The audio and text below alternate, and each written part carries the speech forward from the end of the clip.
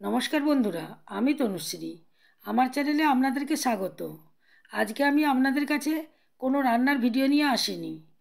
আজকে আমি আপনাদেরকে আয়ুর্বেদিক তেল বানিয়ে দেখাবো, যেটা আগের যুগে মা ঠাকুমা ব্যবহার করতেন। কারণ তখনকার যুগে ভালো ডাক্তার ছিল না। তখন এই রকম আয়ুর্বেদিক তেল করে হাঁটু, কোমর বা যে কোনো জয়েন্টে ব্যথাতে লাগাতেন। বন্ধুরা, আজকে আমি মা ঠাকুমার কাছ থেকেই শেখা একটি আয়ুর্বেদিক তেল আপনাদের সাথে শেয়ার করব। এখন দেখা যাচ্ছে বয়স কম হোক বা বেশি হোক, সবাই হাঁটু, কোমর, জয়েন্টের ব্যথায় ভুগছে। ব্যথা কমানোর জন্য আমরা পেন কিলার খাই ঠিকই, কিন্তু বিভিন্ন সাইড এফেক্ট দেখা দেয়। তাছাড়া পেন কিলার খেলে সেই সময় ব্যথা কমে যায়, কিন্তু খাওয়া বন্ধ করে দিলেই ব্যথা হয়। তাই বন্ধুরা, আজকে আমি যেটা বানিয়ে দেখাবো সেটা 100% কার্যকরী হবে। যাদের 50 বছরের ব্যথা আছে, এই তেলটা লাগালে তারাও ছোট বাচ্চাদের মতো দৌড়তে শুরু করবে। এটা আপনাদের খুবই উপকারে আসবে, তাই স্কিপ না করে পুরো ভিডিওটা দেখার অনুরোধ রইল। আয়ুর্বেদিক তেল বানানোর জন্য কিছু উপকরণ নিয়েছি। দেখুন বন্ধুরা, এটা ধুতরা ফল। ধুতরা ফল আমাদের বাড়ির আশেপাশেই পাওয়া যায়। যারা ধুতরা ফল চেনেন না তাদেরকে বলে রাখি, এরকম গোল টাইপের হয় আর চারিদিকে কাটা কাটা থাকে। ধুতরা গাছের পাতা, ফুল, ফল সবই ঔষধ হিসাবে ব্যবহার করা হয় যুগ যুগ ধরে। এছাড়াও শরীরের বিভিন্ন ব্যথা কমাতে এটা খুবই উপকারী। এবার নিয়ে নিয়েছি কিছু রসুন, নিয়ে নিয়েছি গোলমরিচ, জোয়ান নিয়েছি লবঙ্গ। দেখুন কিছু লবঙ্গ নিয়েছি, আর নিয়ে নিয়েছি কর্পূর। এছাড়াও আরও দুটি উপকরণ নিয়ে নিয়েছি, সেটা হলো আকন্দ পাতা আর খাঁটি সর্ষের তেল। এবার আমি আকন্দ পাতা নিয়েছি। আকন্দ পাতাগুলিকে জলের মধ্যে ভালো করে ধুয়ে নিচ্ছি। এর মধ্যে যে ধুলাবালি থাকে সেগুলি চলে যাবে। আকন্দ গাছ যত্ন ছাড়াই বেড়ে ওঠে। ধুতরা গাছের মতোই এর পাতা, ফুল, ফল সবই ওষুধ হিসাবে ব্যবহার করা হয় যুগ যুগ ধরে। শরীরের বিভিন্ন ব্যথা কমাতেও এটাও খুব উপকারী। আমি আকন্দ পাতাগুলোকে ভালোভাবে ধুয়ে নিয়েছি। ধুতরা ফলগুলোকেও ধুয়ে নিচ্ছি। এর মধ্যে যে ধুলাবালি মাটি থাকে সেটা ভালোভাবে ধোয়া হয়ে যাবে। এগুলিকে আমি তুলে নিচ্ছি। এবার আমি আকন্দ পাতাগুলিকে ভালোভাবে মুছে নেব। এর মধ্যে যে জল আছে সেটা যেমন একটুও না থাকে। এইভাবে আমি আকন্দ পাতাগুলিকে ভালোভাবে মুছে নিচ্ছি। সব আকন্দ পাতাগুলোকে ভালোভাবে মুছে নিয়েছি। এবার আমি ধুতরা ফলগুলোকে মুছে নিচ্ছি। বন্ধুরা, এর মধ্যে একটুও জল থাকা চলবে না। এইভাবে আমি সব ধুতরা ফলগুলোকে মুছে নিয়েছি। এবার আমি কিছু রসুন নিয়েছি। রসুনগুলোকে আমি থেতো করে নিচ্ছি। রসুন আমাদের কোলেস্টেরল প্রতিরোধ করতে সাহায্য করে।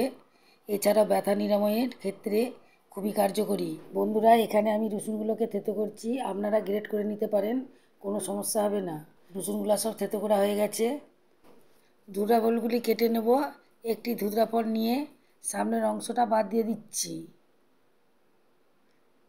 এবারে মাঝ বরাবর এটাকে কেটে দিচ্ছি। এই যে মধ্যিখানের বীজটা আছে ওটাকে আমি ফেলে দেব। দেখুন বন্ধুরা, এখানে বীজটাকে আমি ফেলে দিচ্ছি। বন্ধুরা, আয়ুর্বেদিক তেলটা বানানোর জন্য বীজের কোনো দরকার হবে না, তাই জন্য এখানে বীজগুলোকে আমি ফেলে দিচ্ছি। শুধুমাত্র সাইডের অংশগুলো নিলেই চলবে। দেখুন বীজগুলো সব ফেলা হয়ে গেছে। এই যে সাইডের অংশ সেগুলা পুরোটাই নিয়ে নিয়েছি। এবার সেগুলোকে ছোট ছোট করে কুচি করে দিচ্ছি। এইভাবে আমি সবগুলোকেই কুচি করে নিয়েছি। দেখুন কুচিগুলোকে এখানে রেখে দিচ্ছি। আমি আবার একটা নিয়েছি, এরও বীজগুলোকে ফেলে দিচ্ছি। বন্ধুরা, আমরা ধুতরা ফলকে বিষ ফল বলে থাকি, কিন্তু ব্যথা সারানোর ক্ষেত্রে খুবই উপশমকারী। বীজগুলো ছাড়ানো হয়ে গেছে। এগুলোকে আমি ছোট ছোট টুকরো করে নিচ্ছি। এইভাবে সব ফলগুলোকে আমি টুকরো করে নেব। এবার আমি আকন্দ পাতা নিয়েছি। এখানে আমি 4খানা আকন্দ পাতা নিয়েছি, কারণ যে পরিমাণে আমি সরষের তেলটা নিয়েছি তার জন্য 4টে আকন্দ পাতাই দরকার। আয়ুর্বেদিক তেলটা করার জন্য মাপটাও সঠিক দরকার। এই জন্য এখানে আমি 4টি আকন্দ পাতা নিয়েছি, আর ধুতরা ফল নিয়েছিলাম 6টি।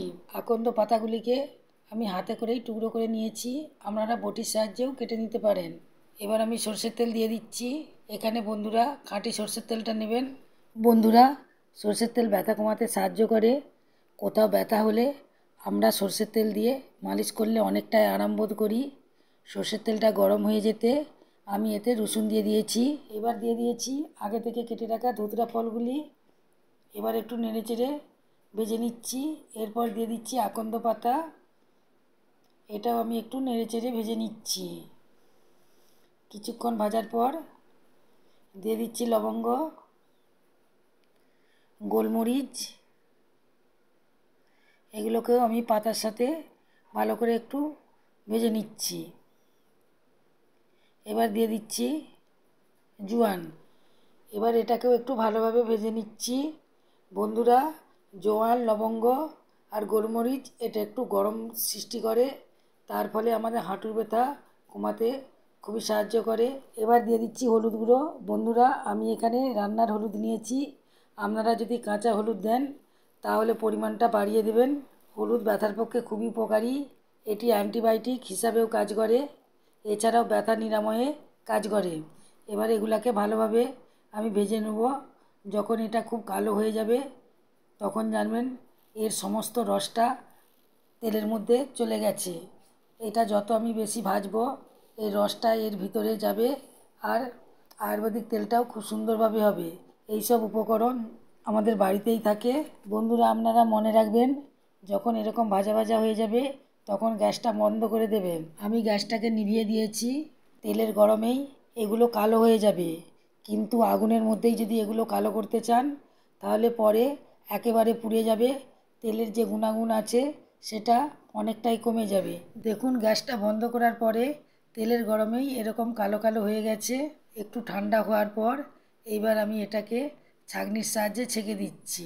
বন্ধুরা, আমি যে আয়ুর্বেদিক তেলটা আপনাদেরকে বানিয়ে দেখালাম এই তেলটা খুবই উপকারী। আমাদের মা ঠাকুমা এবং তার পূর্বপুরুষেরা যুগ যুগ ধরে এটা করে আসছে। বন্ধুরা, তাই এটা আপনারা ব্যবহার করলে এর উপকার বুঝতে পারবেন। সবার শেষে দিয়ে দিচ্ছি কর্পূর। এখন তেলটা উষ্ণ গরম আছে, এই সময় কর্পূরটা দিয়ে দিয়েছি। এইবার আমি চামচে করে এটাকে ভালোভাবে গুলিয়ে দিচ্ছি। কর্পূরটা দেওয়ার ফলে কর্পূর যেমন উবে যায় যন্ত্রণাটাও উবে যাবে। তেলের কালারটা দেখুন কত সুন্দর লাগছে। হাঁটু, কোমর, গোড়ালি, শরীরের যে কোনো জায়গায় যন্ত্রণা হোক না কেন 100% গ্যারান্টি দিয়ে বলছি একবার লাগালেই সব যন্ত্রণা দূর হয়ে যাবে। আপনাদের যেখানে খুব যন্ত্রণা হবে, যেমন এই কবজিতে, গোড়ালিতে, কুঁড়িতে, সেখানে হালকা হাতে মালিশ করবেন।